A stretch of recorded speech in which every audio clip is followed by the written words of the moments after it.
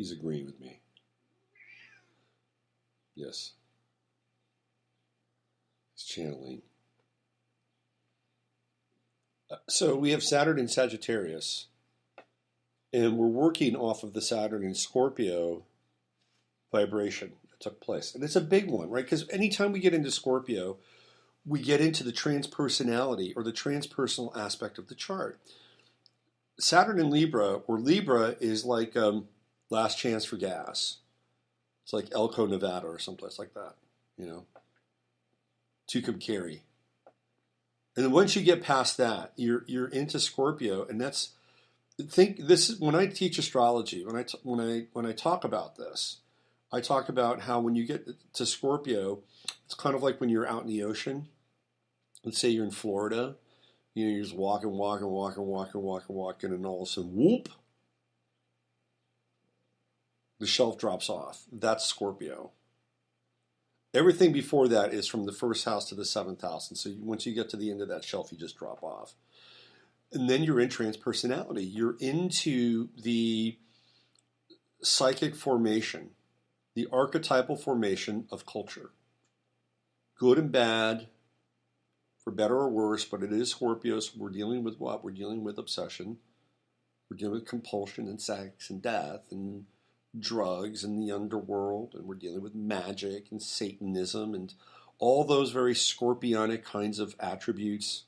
Hopefully rebirth. If you can make it through the 8th house, you get to be reborn. You come up to the 9th house and you have lucidity and you have higher consciousness and you gain something through that journey. If you've got Saturn transiting through your 8th house, it is a major transit in your life. Saturn 8th house, Saturn 12th house, Saturn 4th house. Where you live physically, where you live psychically, where you live spiritually. That's where you get reformed with Saturn. Saturn's the great reformer. So when we had Saturn in Scorpio, not only did it open this up, right? Not only did it open up this potentiality for the underworld, but it set a trigger of, how do I say this? Evolutionary unfoldment from Scorpio through Pisces. That's right. So every Saturn aspect now that we go through from now until Saturn through Pisces is the culmination of when Saturn went from Libra to Scorpio. Just like we'll be in a rebirth when Saturn goes from Pisces into Aries. It caps that phase of the quote-unquote upper part of the chart. But it all got triggered with Saturn and Scorpio. That's when it starts, because remember, it gets into transpersonality in the collective unconscious. So now we have Saturn in Sagittarius, which is the next level. We're still working with Saturn in Scorpio. And when we get to Saturn in Capricorn, we'll still be working with Saturn in Scorpio. Well, what's Saturn in Capricorn? That is our leaders. That's Capricorn. It's corporations. It's people in the public eye. So I'm going to go on record and say that when Saturn hits Capricorn, that is when the big shit's going to hit the fan. For people that have been not aligned with the truth. For people who had been trafficking in underworld activities that were triggered by Saturn and Scorpio. That's when it's going, because right now what we're doing is through Sagittarius, we're getting clear. So Saturn in Capricorn, remember, it goes down in December. It's going to be a big moment in time, because a year and a half out from that, Saturn catches up with Pluto. Yep, catches up with Pluto. And in 2022, when Pluto goes into, 27 degrees Capricorn, February of 2022. That's the United States Pluto return. By that time, Saturn will be in Aquarius. but it will have caught up with Pluto, which will trigger the Pluto return. We talked about this, me and Emily and Randy, on Tuesday night on Off Planet Radio, and what that Pluto return looks like. And we're in the phase of it right now. We're in a deconstructive phase. And this is something we have to go through. And it may not be very pretty. Some parts may be okay. Like there may be some degree of financial prosperity under Trump, but there's going to be other things that are not going to be okay. And there's going to be deconstructive moments that we're going to have to get through. And those deconstructive moments are not easy. Think about your own life when you're deconstructing your own life. And it does happen. And think about all of us doing it together, various ways, shape, and form. So we are in Saturn and Sagittarius, and it's right on that galactic center, where massive amounts of neutrinos are pulsed out into the galaxy. Those are the thoughts of the mind of God. Some people say it's radiation. Some people say that the galactic center is an ever-increasing black hole that will devour everything. And there'll be nothing left except an anti-universe. The ultimate expression of inversion. Not going to happen. It will not happen.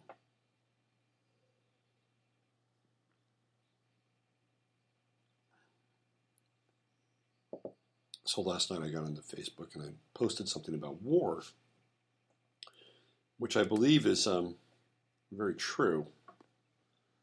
At least for me, it's my truth. It's my truth. And I'm going to believe in it. Sometimes that's a real messed up kind of reality. If some people can be so totally deluded, but they'll hang on to their truth as if it's my truth, right? It's really just bullshit. Okay, so this is what I posted on Facebook last night. Think about this, and I believe this to be true.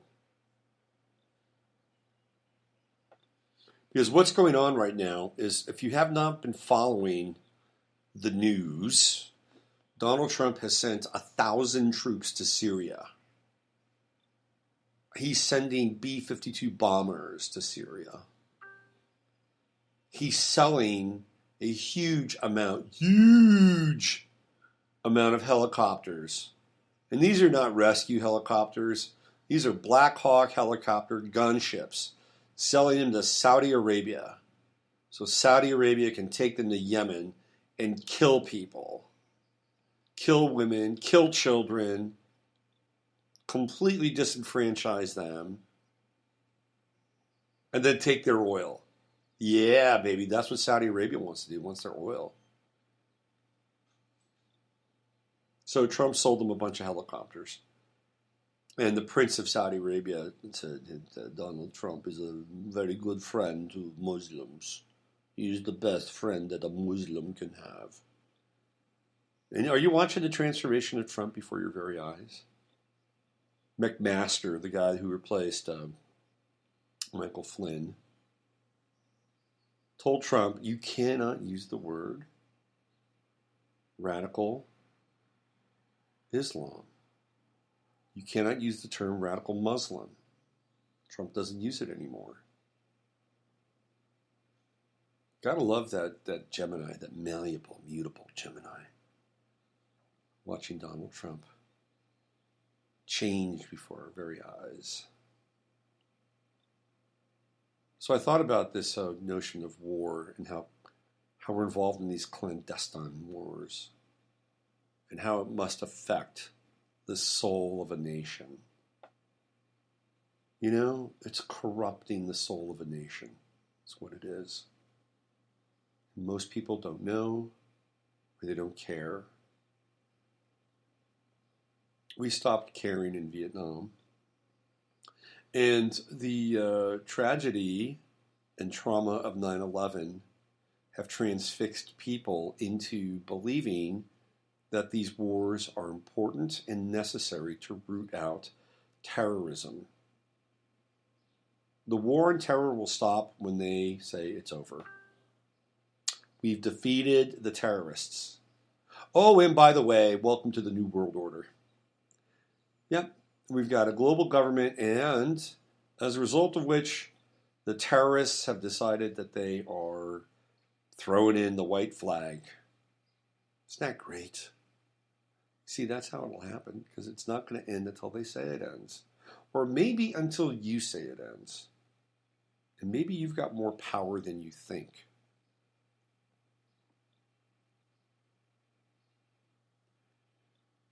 So I said this on Facebook last night. Clandestine wars undermine the soul of a country. They create a dangerous moral ambiguity and a disembodied violence, which at some point returns to its genocidal source. And I believe that we're going to have to deal with it, whether it's the fact that we'll displace more and more people, more and more Yemenis or Somalis or whomever it is, and then we bring them here who are traumatized, abused, screwed up, violent, ascribing to a particular form of a particular type of religion that espouses violence and domination in name of that religion at any cost or any price. These are the people that we will get.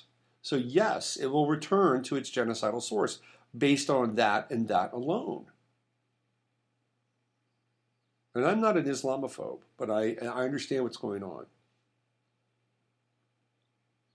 The other part of this is that it doesn't even have to be them. I mean, look at where the country is. We are divided.